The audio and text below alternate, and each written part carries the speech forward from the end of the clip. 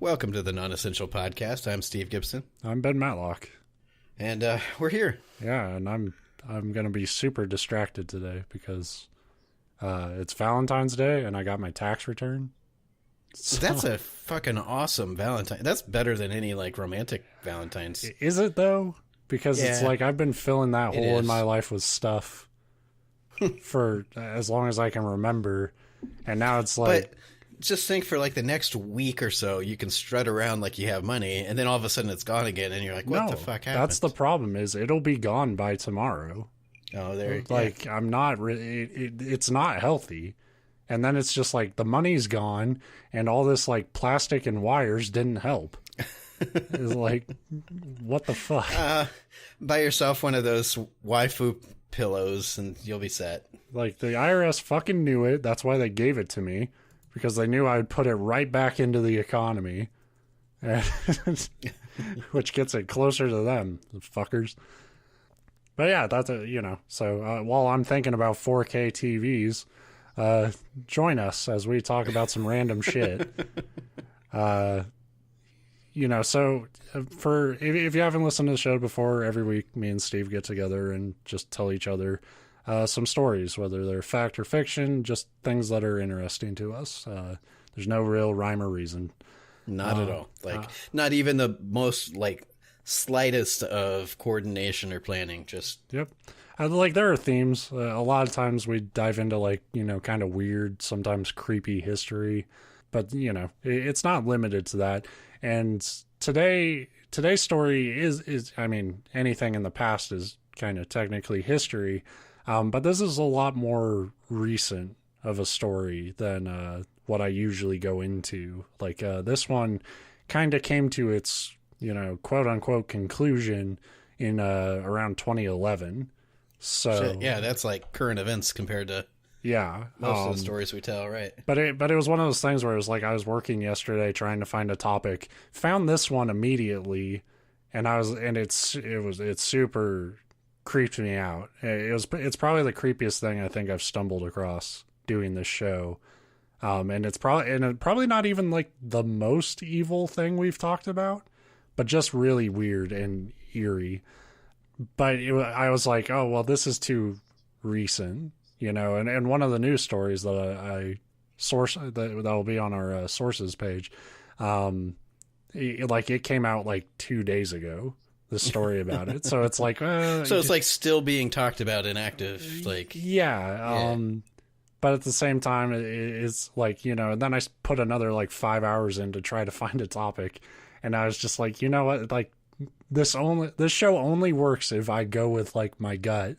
Right, because that's like you said, we start with there's no restrictions, and then you're well, I felt like it was too new. That's an artificial restriction. You just and we put them on ourselves every week, and then it turns out hey, that original idea you wanted to do was just fine. So let's test that theory again in episode 36. Anatoly Moskvin was a historian in Nizhny Novgorod, which is Russia's fifth largest city. It said he spoke 13 languages, traveled the world, taught at a college level, and often wrote as a journalist. Colleagues always sort of saw him as a quirky guy, but not anything dangerous, just a really eccentric, kind of weird dude. Always bad news when you're they're weird but not dangerous. That's when you know they're dangerous. They're super dangerous.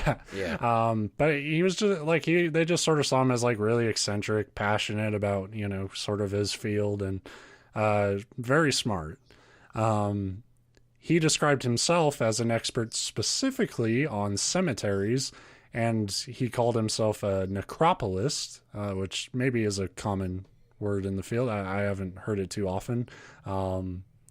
But it said that he researched over 750 cemeteries just in the Nizhny Novgorod region alone for various writing assignments.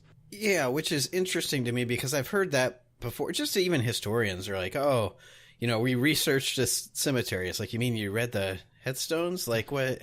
Well, yeah. I mean, I know there's more to it than that, but it just seems weird. Well, I mean, I can actually, sort of I've read articles about what a cemetery is here is very different than like a cemetery in Mexico, and like like other countries, and like how they approach, you know, mourning the dead, and like, you know, like, and for some cultures, you know, for us it's a very somber, sad event. For other cultures it's this weird, like, they throw a fucking party, you know, and which, like, just now thinking about, because I'm familiar. I mean, in Mexico there's even like places that'll display your like loved one's body, like almost like a museum.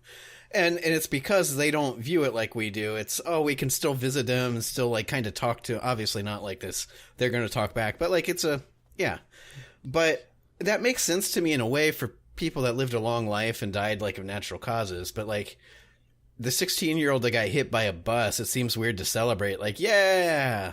And I mean, that has to go, like, I agree, but it also goes into, you know, sort of their, like, what they're raised believing, like, the line between life and death is. Like, they see death as, like, this, like, you know, in some cultures, they see it as, like, this reward, like... Yeah, passage on to something like, better. Right. And we have a little bit of that, too, but like you said, like, for us, it's more, you know, like, that's a tragic thing in that instance, but other people are kind of raised to believe that it's more than that. So, like, the fascination with cemeteries and stuff on its own for this guy isn't necessarily a red flag. Like, there's tons of historians who specialize in like how cultures see death and the ceremonies around it. But come on, like, we wouldn't be talking about him today on this show if he was just some eccentric and smart dude. Moskvin was up to some very freaky, very weird shit. According to the last thing he wrote for a magazine, I believe, called Necrologies, which is devoted, it was a weekly publication devoted to cemeteries and obituaries. Moskvin's fascination with death and the macabre started when he was 13, and the year was 1979. On the way home from school, he says people in black suits abducted him, dragged him to a coffin containing an 11-year-old deceased girl named Natasha Petrova, and they forced him to kiss the girl's body, which he said he did once, then again, then again. It was supposedly some mystical ritual where the girl's mother would then put wedding rings on Moskvin and her dead daughter's fingers. Moskvin, in the article, described this marriage as useful, as it helped develop his deep interest in serious magic ceremonies. Yeah, it's a little bit, I mean, in a lot of ways it can directly parallels the like first book of Harry Potter where he gets his letter and he's yeah, you know, that's you remember Harry Potter when he had to make out with a dead girl? Dead wizard, thank you. That's the only difference. Yeah. Just a fucking just a big beard. You know, it's worth noting that his editor for this magazine, quote, felt reluctant to keep publishing stories about the deceased Natasha, but also didn't want to upset the delicate genius, I guess. So, like, I think it was the only thing he wrote about her for that magazine, but it probably would have gone on longer. Because, like, in all the stuff I'll source for him, this editor just keeps saying, like, he was really smart. He was a little weird.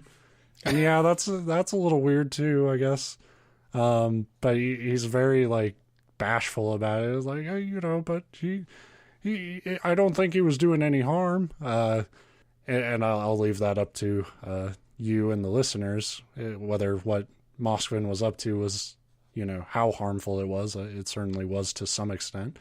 From then on, his interest was cemented. Like, he would often casually wander through cemeteries as a schoolboy, and this interest in death translated academically when he earned an advanced degree in Celtic studies, which has a mythology that supposedly blurs the lines between life and death a fair bit. I don't know much about Celtic mythology, so I'm just taking articles' words on that.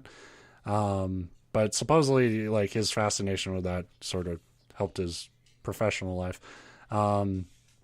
So into his adulthood, you know, he's writing for these magazines, he's traveling and stuff. You know, he's getting kind of decent recognition, but not much financial success. You're a college professor, you're pretty poor. But he, what he really loved was these writing assignments that forced him to extensively observe and explore the history of cemeteries and those buried there. So from 2005 to 2007 is when he's said to have visited the 752 cemeteries in the region. He claimed these assignments would have him walk up to 20 miles a day, more than once sleeping on hay bales and drinking rainwater from puddles. Because you can't bring a canteen with you. Yeah. I told you he's poor. You can't afford to carry water. He even says he spent one night in a coffin just before it was to be used for somebody's funeral. For the signs. It up for you. Yeah. I don't know. He mentions that almost with pride, and it's like, go to bed, idiot. Not to interrupt you. Actually, to interrupt. That's my job here. But right. You see that a lot, through both fake stories and real stories. That people are I slept in a coffin. It's it's a box. I mean, the symbology of it's kind of weird, but I would sleep in a coffin. If you think about it, your house is just one giant coffin that we're all sleeping in. Right. It's weird how meaningful that is to some people. It's it's a plush, but it's probably not particularly comfortable, but there's nothing mystic about it. It's a box. Yeah. Well, it meant a lot, probably more than anyone. It meant a lot to Moskvin. Sure. So he's doing pretty well professionally, but one colleague remembers a phone argument with him. This woman, Yulia's, I put this in just so I could botch it. Zadorosna or something like that. There's a lot of Z's there. 2 Z's is too many for a last name. Anyway, Yulia sort of reveals that his interest was far beyond just being about the tombs and shit. She says during the argument, he told me I was not a real necropolist since I studied only the archives and not the skeletons. What would I need the skeletons for? Yulia said with astonishment. Moskvin needed the skeletons more than anyone would imagine. The community kind of realized in 2009 that things were weird, and that locals began to notice that the graves of their loved ones would be completely dug up and desecrated. Initially, I to begin to notice, be wait a minute. Hang on. Yeah. Was this gaping hole here before? I don't know. Yeah, how many bodies have to go missing before it's a noticeable thing? It's oh, he just went out for lunch, but then it's wait a minute, 3 of them in a row. So initially, the government thought this was the work of an extremist organization. I just put up a question mark because that seems like such a leap to me. But what do I know? Down with capitalism. We're stealing your bodies. And so it really just sounded like an excuse to throw money into those areas of law enforcement. Probably, yes. So which is what they did. They threw resources towards police units and detectives who specialized in extremist crimes. You would be surprised to know that for the first 2 years, those extremist leads went nowhere as graves continued to be desecrated seemingly at random. But then they got word of Muslim graves being desecrated in Nizhny Novgorod. And that's where they found Moskvin. They were looking for somebody who was painting over the pictures of deceased Muslims, but not doing anything else. They found Moskvin. Apparently he was the one doing it. It doesn't really say why, and it doesn't seem to connect with what Moskvin was really up to. But I guess he was the one painting over these pictures. But they caught him red-handed and arrested him there for vandalism, and then went back to his apartment to gather evidence. That's when stories always get good. Yeah, when you see how they live. Right. So the 45-year-old historian lived with his parents in a small apartment. Naturally, you're that old, you still live with your parents, you're a pretty lonely guy. And the place was kind of this cluttered shithole. But it was also bizarrely filled with 29 life-size dolls just laid out throughout the apartment. These dolls resembled antique dolls dressed in a wide variety of fine clothing, but police were confused why all the limbs were always wrapped in fabric. This was because the 29 dolls of Moskvin's were made from the remains of deceased girls of various ages, ranging from 3 years old to 25. One body he said he had kept for nearly 9 years. And his mom was just like, "Oh yes, little Mossy is his toy collection." Yeah, basically. So Moskvin said he exhumed the girls out of loneliness. He was single but desperately wanted to have children, and child protections wouldn't allow him to adopt due to his low wages as a teacher, and probably all the fucking dead bodies in his living room. Right. So it's like, yeah, you can't adopt, so like it's like, yeah, do this. That's your next response? Is like dig up graves? Let's see, I can't. Well, I guess in fairness, it's better than jumping to kidnapping. It's like, well, yeah, okay, all right, dude, you beat out kidnappers. So he would sit and talk to the dolls, just, model them in different situations, like tea time and whatnot. Like, he had play sets and shit for them. He even put mechanisms for music boxes and toys within his, quote, dolls, so they would make sounds when he would touch them, which is very fucking creepy. He would stuff the decayed bodies with rags, wrap them tight with nylons, and attach buttons or toy eyes to their sockets so they could watch cartoons with him. He said he loved his girls and cared for them as if they were alive, except for the ones he disliked and kept in the garage. Which is just... Well, the first 2 weeks were bliss, and then, yeah, she is just all about herself. She didn't like cartoons anymore. It was bullshit.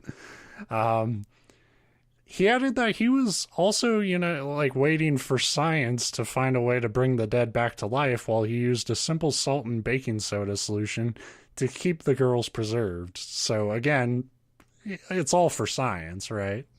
Right. Yeah. He's fucking... It's so goddamn weird. His parents claimed to know nothing about any of this, saying they thought doll making was just a hobby for him, which I can believe, but also, like, what else were they gonna fucking say? Like, yeah. Well, and the other thing is, it's like, oh, doll making is a hobby. I know if I was in you said 30s he was at this point? He's 45. 45, shit. And lived at home, never had a girlfriend, and I started making life-size dolls of women. Yeah. I know the first thing my parents would think I was doing with those dolls was just... yeah. Probably where he's going with it anyway. They wouldn't be like, it's just a hobby. They'd be like, this guy's sick. Go get a fucking girlfriend. Well, like, it seems like they're not the only ones kind of with blind spots about this, because, like, even his neighbors were like...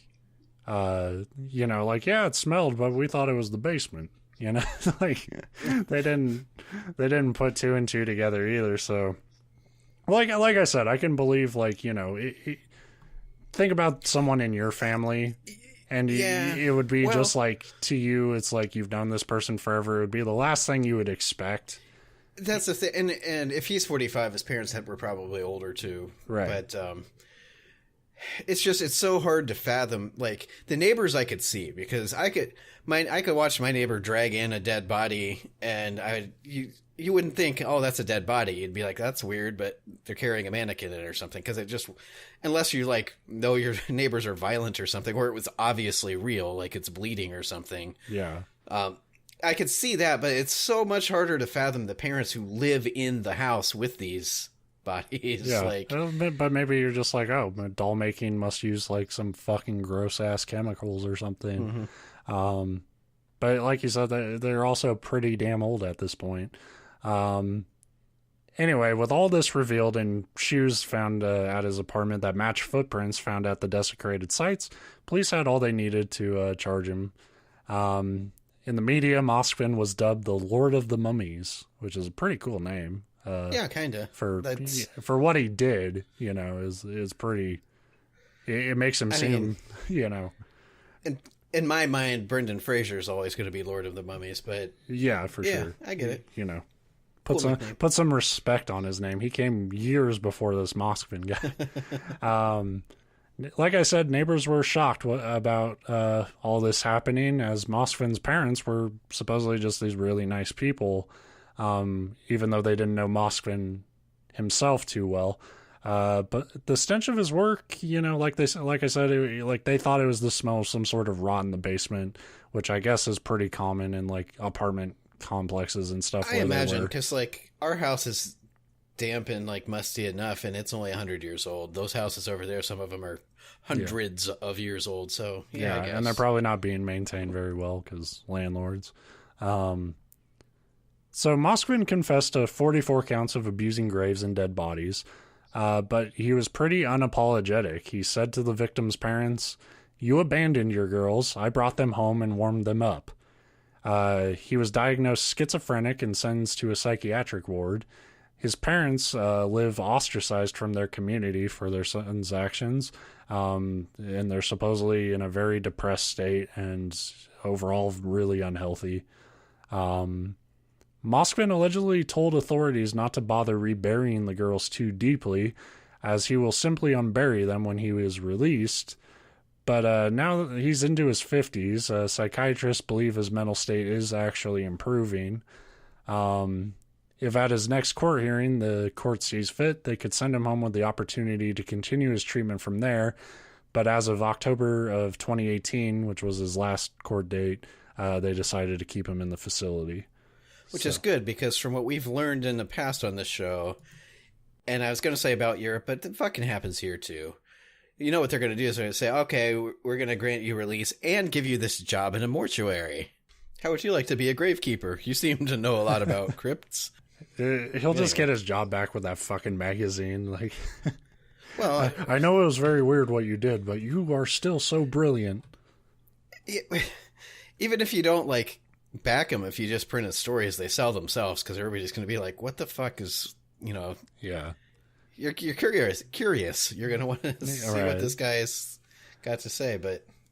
Yeah, so it's not a very long story, but it was just I really encourage, we say it a lot, but check out the sources for my story this week, because they do have photos of some of these findings in the apartment.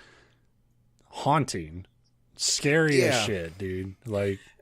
That's the other thing. You're talking about, how could they live and not know that he had actual body...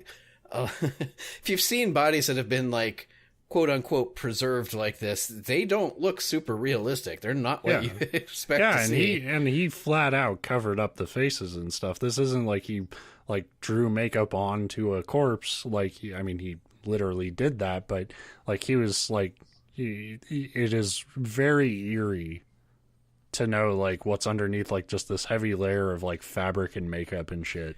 That's a warm, fuzzy Valentine's Day feeling. I know it won't be Valentine's Day by the time the show comes out, but it is right now as we're recording. And just know, if you die without ever finding love, you might find it as a corpse. Some fucking 45-year-old creep.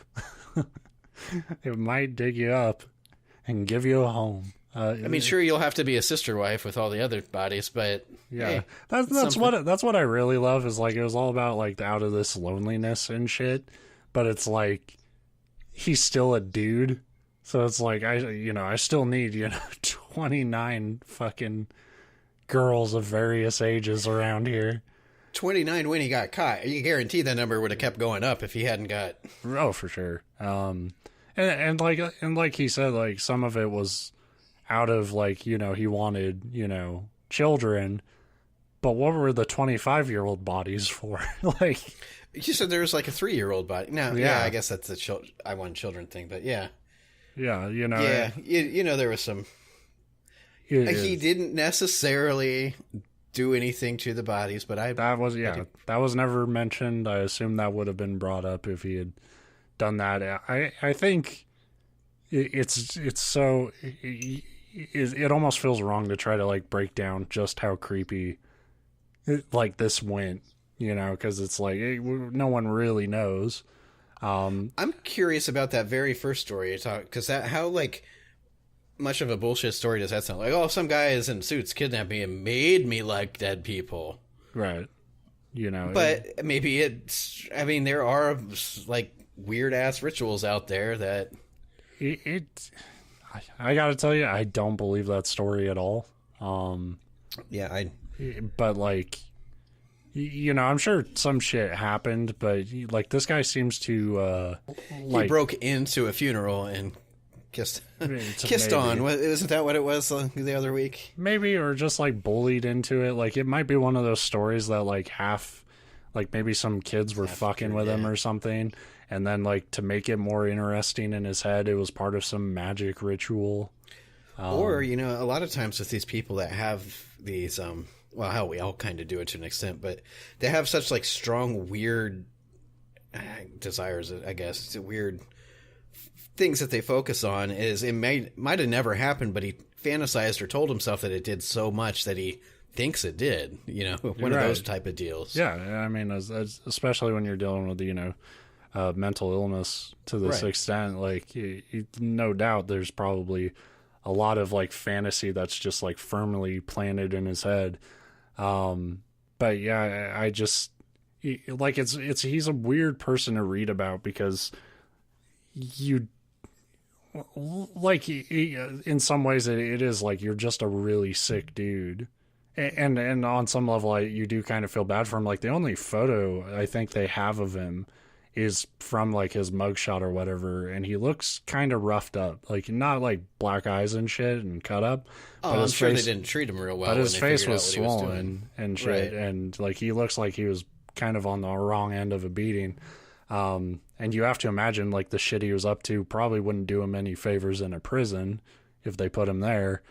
But at the same time, they also talk to some of the families of these deceased girls, and they're just like, yeah, I can totally feel it, where it's just like, yeah, like that's, you feel violated. Like that dude took something from you. And like one woman had a very like haunting, like I'm saying that word way too much, but like a very uncomfortable quote about it, where it was like, I had my daughter for 10 years and he had her for 9. And that's a fucked up feeling, like and so it's like, so there is a kind of a pushback. Like I said, like he just had a court hearing and people are saying, like doctors are saying he's getting better, but there is kind of this pushback of like, no, we can't have him out, especially not when he was like sentenced and saying, I'm gonna dig him back up again. Right. Well, and that's one of those we've talked about, and this will get way too in depth for what our show is, but we have gotten into the discussion on like what jail sentences and those kind of things should be for society. Yeah. I know we've talked about the death sentence and that kind of stuff, but it's tricky because I think we both believe, maybe to different extents, but in at least the idea of giving somebody a chance to get better. But at the same time, it's really hard to judge that because it's like, oh, he's getting better, but we forced him to be out of this. Like he couldn't possibly get worse in there because they're just not like they're testing him by putting dead bodies around to see if he steals them. Right. Like so, when do you make that call that somebody is okay to join society again?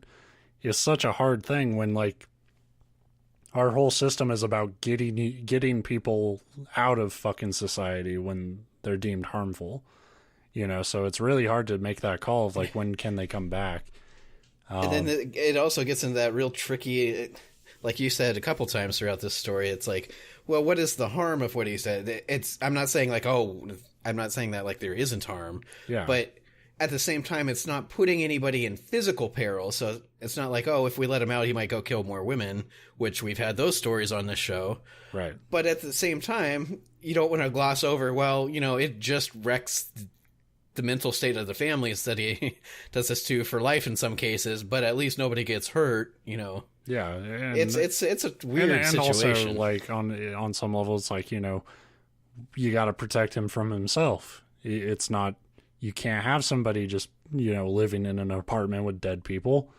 Oh, that's true. That's like, aside from the harm it does to the families and the crime itself, that's a public health hazard. Like it's kind of, in a way, it's kind of amazing to me that this dude didn't become a murderer. That the line between life and death stayed established on some level to him. I think that's what makes it so fascinating, is because he was truly fixated. That's the word I've been looking for. Fixated on death and dead people, not making people dead, but like people that were already dead. And he stayed that way. Because like you just said, most of these stories maybe start out something weird like this and then turn to... Right. This is like, when I started reading this, I was like, this is just going to be a weird serial killer story. And it's like, turns out like he didn't kill these people. He just was like this weird fucked up grave robber. Yeah. I wonder how many times he was caught in the act of digging up a body and was just like, I'm a, whatever you called it, necropologist. I'm a necropolist. I'm a necropologist. Yeah, I like that word, necropology. Yeah. Yeah, he has like a fake badge for it. Don't worry, I've got this. Oh, okay. Agent Moskvin, Necropolis Division. Is it normal for scientists to put bodies in a burlap sack? Yes. Sounds like some like space cop from like a sci-fi movie. I'm from the Necropolis district. But yeah, that's Anatoly Moskvin. Anatoly Moskvin. I'm going to hate you so much when I have to write up the synopsis for this episode. Yeah, you will. Well, this week I've got... mine's kind of a doozy, too. I'll just get into it. So, Ignaz Semmelweis, who I'll be giving a series of much easier to say nicknames like throughout the story, because I'm not fucking doing this again for another week. Ignaz isn't too bad. Ignaz isn't, but then I started having fun with it, so I went with it. Okay. But anyway, he was born in Budapest in 1818, so like right in the wheelhouse of our 90% of our stories happen in the 1800s. The year of our Lord, the 1800s. He studied at the University of Pest, which that's a cool name for a school, and also the University of Vienna. And in 1844, at the age of 26, he earned his medical degree. He began working at an obstetric clinic, specializing in the care and treatment of women throughout the process of childbirth. So not long after his professional career began, he got involved with the issue of puerperal infection, which is also known as childbed fever, and that's what I'm going to fucking call it for the rest of this episode.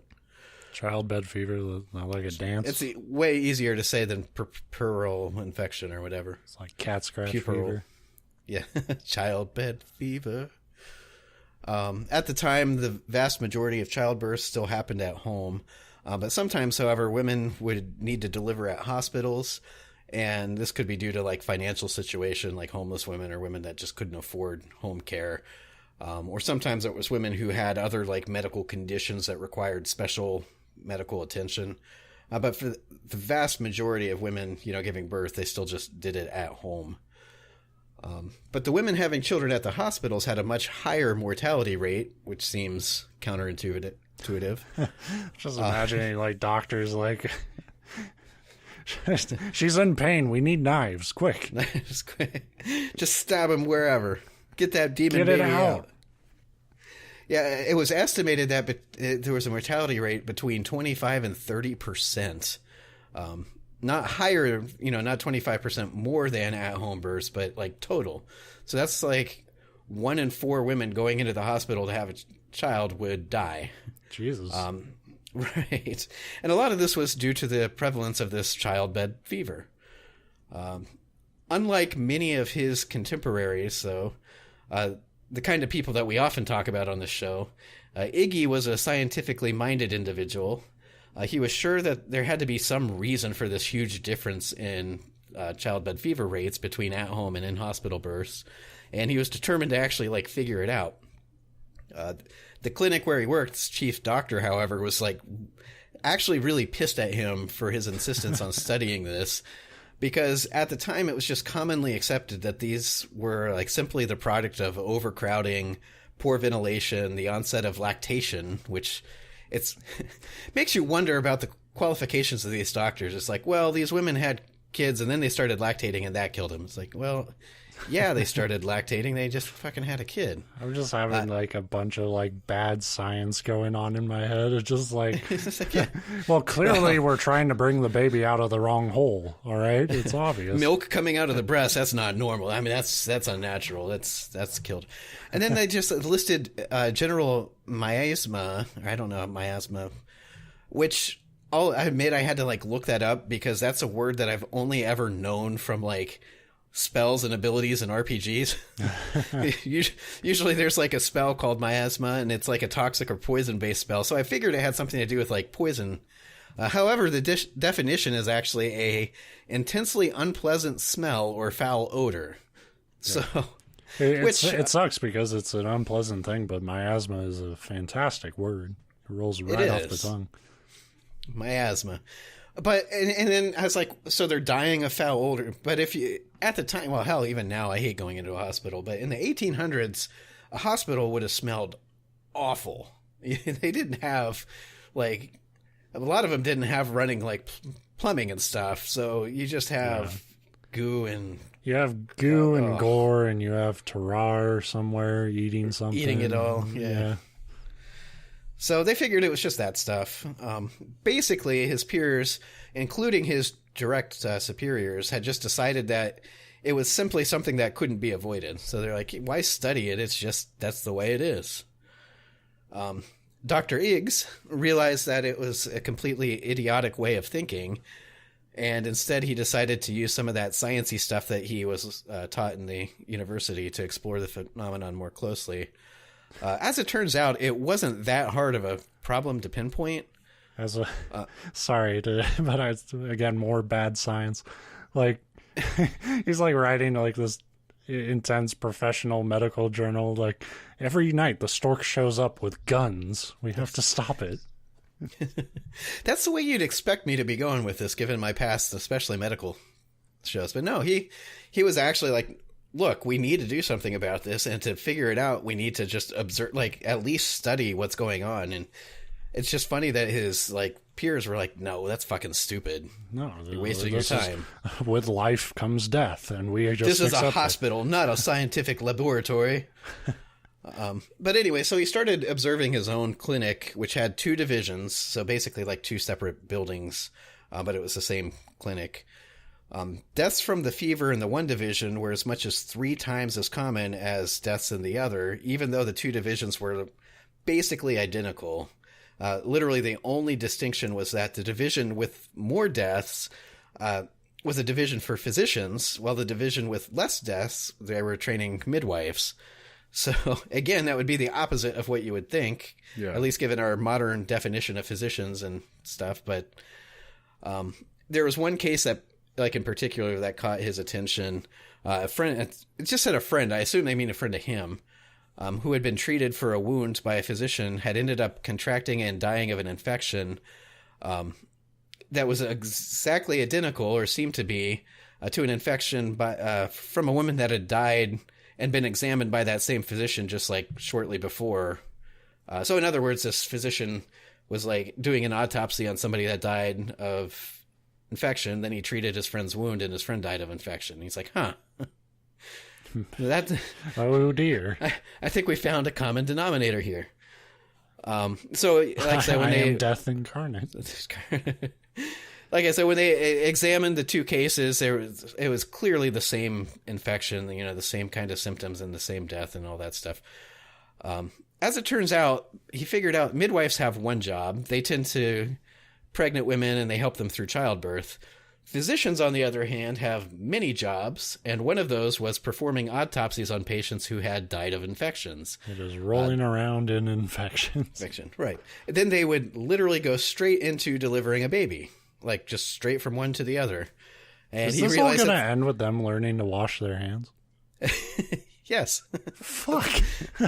He realized that they had to be, like, carrying, but it gets better than that even. But he's looking at this, he's like, well, we have to somehow be bringing the infection from the dead person to the live person, which was, like, revolutionary thinking, apparently, in the early 1800s. So Doc Iggy Pop was all like, holy shit, dudes, that's fucking gross. You probably, are infecting these women from these dead bodies that you were just digging around in. And so he developed a process for washing your damn hands between seeing patients. And all the other doctors were like, that's bullshit. They died of lumbago. Lumbago.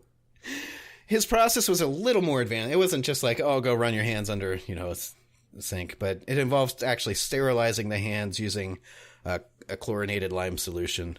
And then also he talked about like just keeping the hospital in like a fucking general like clean condition, because that was not common back then either. This was all just like a ploy to get like a cleaner workplace for the fucking neat freak over here. I'm tired of doing laundry every fucking night. Clean up.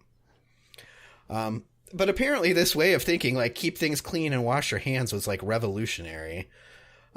So he put his idea into practice, and it shockingly worked.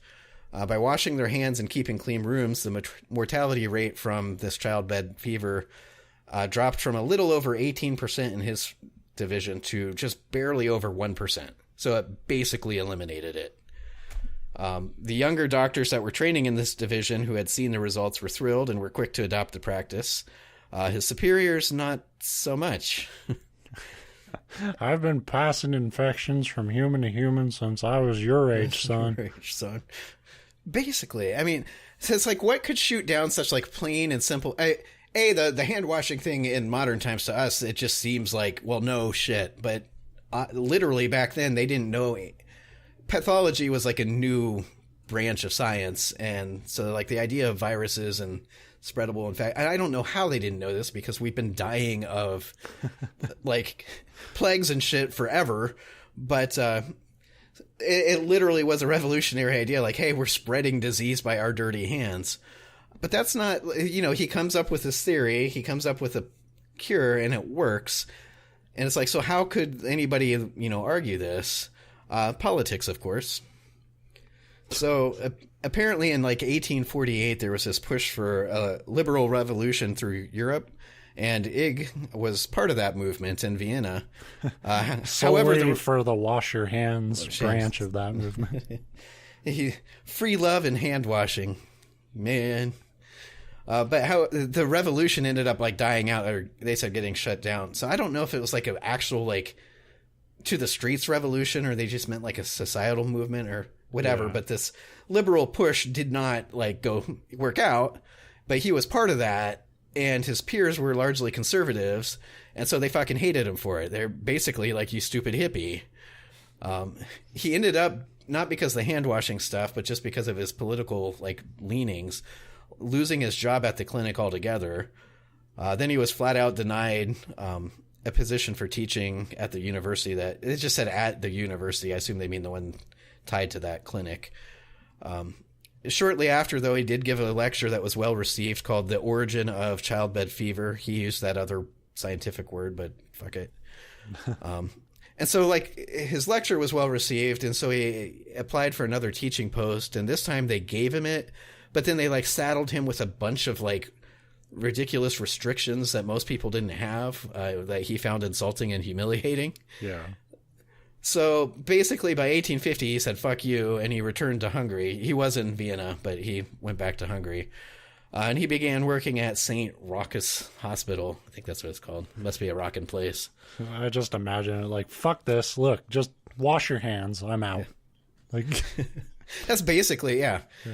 So he went back to Hungary and started working at this hospital. And while he was working there, another epidemic of this fever broke out, and the Ignator requested he be put in charge of the department.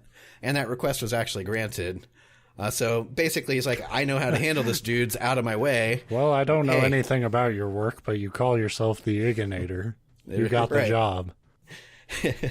That's what, if you can look up his application for the position, and it says that right on it, I swear. But anyway, so they did put him in charge of the division like during this outbreak, and he was able to quickly put it under control. And the hospital saw a mortality rate of less than 1% under his leadership from this fever. But back in Vienna, the medical community was still like mocking and rejecting him, apparently 100% on the basis of his political leanings. And they were still seeing mortality rates of like 10 to 15%. So it's like, haha, you stupid fucking hippie. Oh shit, we lost another patient. Okay. So after his success with the outbreak in Hungary, he took a position as professor at the University of Pest. I didn't realize, but like as I was doing this, there was a city named Buda, and he worked in a city or at a university named Pest, and it's in Hungary, and it became Budapest. So it's like, oh, I like that they just like shoved the two together, and like, what are we gonna call it? She's like, just fucking add them together. It's Budapest. So I was thinking, well, it didn't really happen with my story, but another story I was thinking about doing this week, like it was set in England. And I realized how many of their town names sound like they just meshed a bunch of shit together. Because it's like... Johnson, it's like, how many households live here? Johnson, Smith, and... Forrestershire. Yeah, like, right. What the fuck is that? That's not a town. It is now? No, it's a shire. So anyway, Hungary actually took notice of this, and they... circulated his work, the brochures about it, to like all the hospitals in Hungary and the clinics and stuff. And they're basically they said, look, you guys are going to fucking wash your hands. And it worked. Eventually he was even offered a position as the chair of the head of the University of Zurich's obstetrics, whatever department, but he turned it down.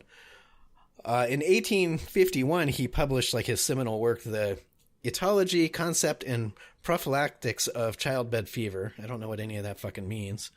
But basically, it means he like wash your hands. Right. That's literally, it's like, here's what happens. Here's the study. Here's how I observed it. Here's how you fix it. Here you fucking go. And he was distraught that like death rates throughout Europe continued to be extremely high from this. So he distributed his work to like basically all over Europe, just to all the universities he could think of, all the medical heads he could think to send it to, hospitals, whatever. And his theories continued to be largely rejected and mocked. It even talked about like this like worldwide like medical convention that was held in Germany, and they said like 90% of the speakers specifically brought up his work just to mock it and put it down. Enter the pharmaceutical companies to kill him and then charge exorbitant prices for soap. So when it was complicated because I think he initially was rejected because of his political views, because humans are fucking terrible people and they get way too into that stuff. Even if you don't like the guy, like it's like, this is a really easy, clearly working, right? Like, I don't know. I don't get the pride of like, I'm not doing anything some commie tells me to do. Like, just wash your hands. That's what it really seems to come down to. And I mean, you could tell from some of the quotes that they're like, who does this fucking hippie thinks he is to tell me what to do? I know how to do my job. How dare you insinuate something that I'm doing is killing these patients? Fuck you. How dare you say I'm infecting them? Right. As I'm covered in bacteria. Right. Which I bet they washed their hands before they fucking ate dinner. But oh yeah, well, don't be gross, you know. So all the while they're like, they're mocking him and rejecting him and refusing to like do these simple steps, and their fucking patients are dying. Which, as I was reading this, was fucking maddening to me. Like, you're just like, you're a doctor and you obviously don't care about the well-being of your patients. You care more about like your image and not letting some hippie upstart tell you what to do. Well, what'd you become a doctor for? Like, I did it for status, baby. And if it's maddening to me, it was more so for Iggy Boy.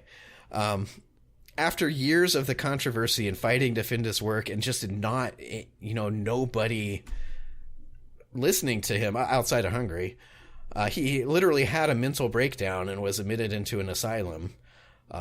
Ironically, he died shortly thereafter as a result of an infection that he had contracted right before he got admitted. Apparently, he had suffered a wound on his hand during an operation. Sounds like he like cut himself or whatever. And he ended up dying from the exact same infection he had devoted his entire life to fighting. So, yay, fucking irony. Of course, after his death, the idea of sterilization and washing your motherfucking hands ended up catching on because, of course, it should be done. And I suppose, like, once he was dead, these other, like, stuck-up assholes were like, well, now we don't have to worry about him taking our spotlight, so yeah, let's wash our hands, guys. But like, literally, he didn't live to see his very basic, very easy life-saving measures go into widespread practice, and then he died, and they're like, yeah, we should probably do these things, like this guy said. Wow. It's just... What a bunch of fuckers. Right. And it was just... I came across it, and it was funny because you guessed it too, but it literally came down to like, hey, this guy invented medical hand washing.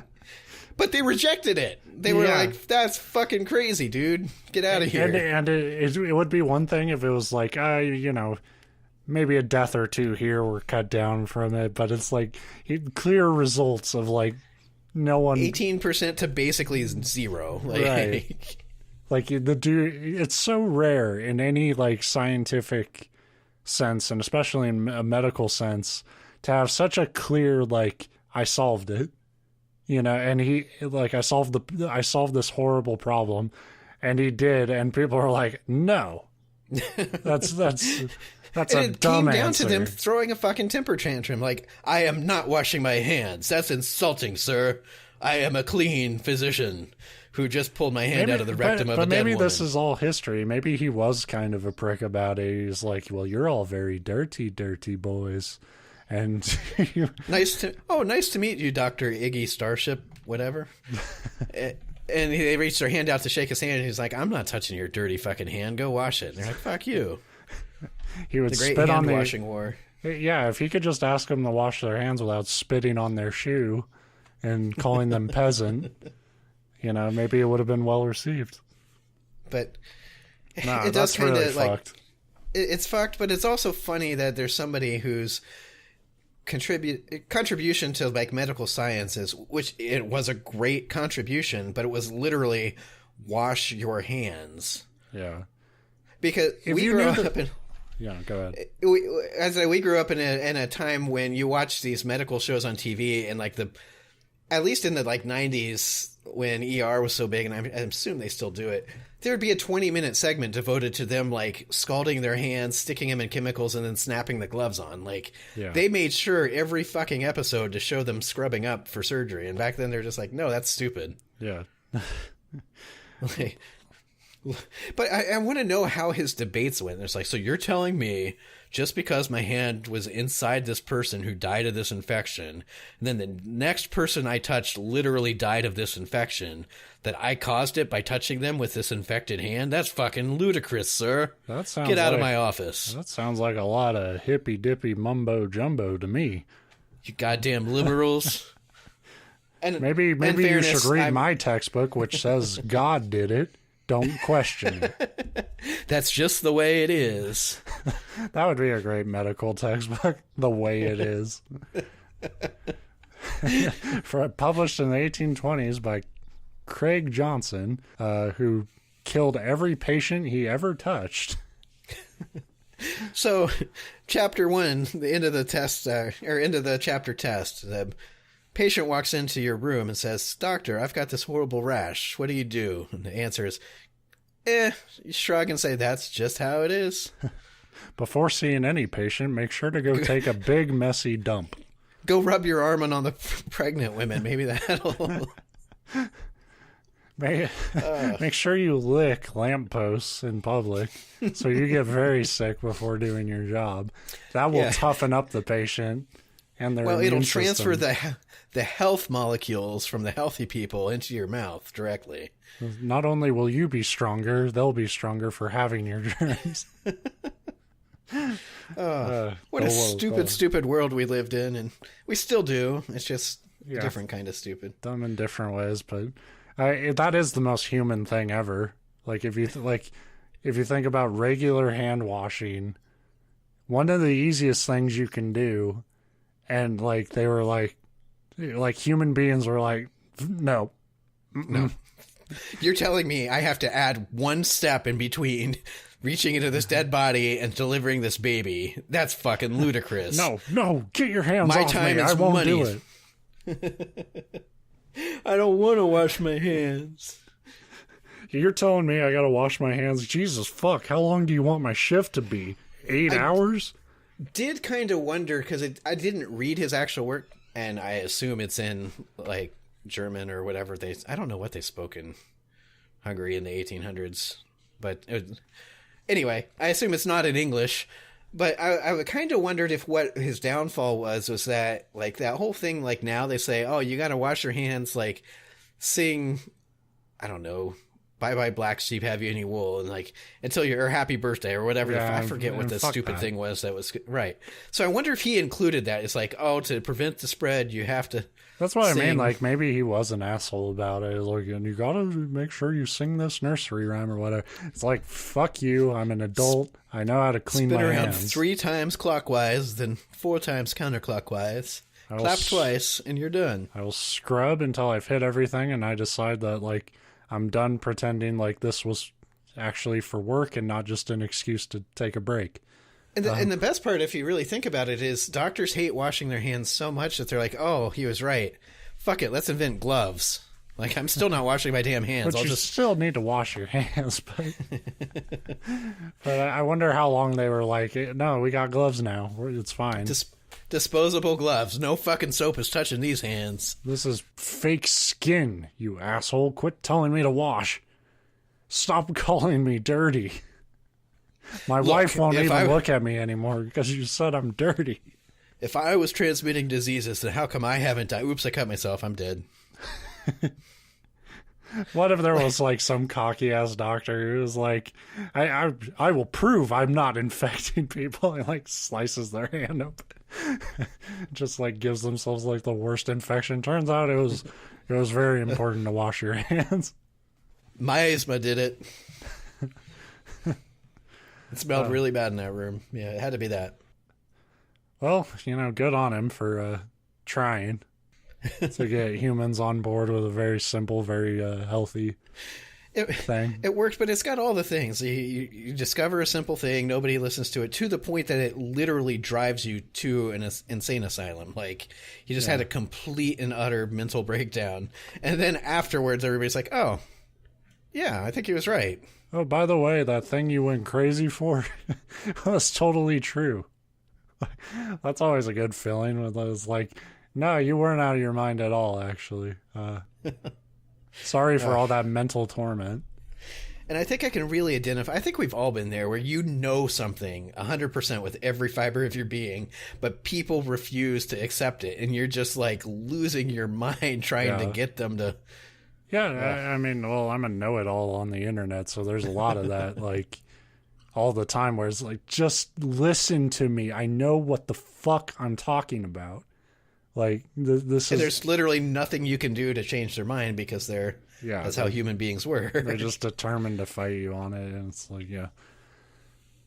Yeah. So, that's what I got. That's an uplifting story. So that's what we got this week, which was what Steve basically just said. We'll see you next week with more random shit taken straight from the internet, ripped out of the heart of the internet, and served to you on a platter. Plagiarized straight from Wikipedia. I've done good. I've avoided Wikipedia a fair bit. So tune in next week. I use it as like my fail-safe, but anyway, yeah. Yeah, tune in next week from Tales from Wikipedia. Today is Valentine's Day. I hope it went better than my depressing shopping spree I'm about to go on. Goodbye. Goodbye.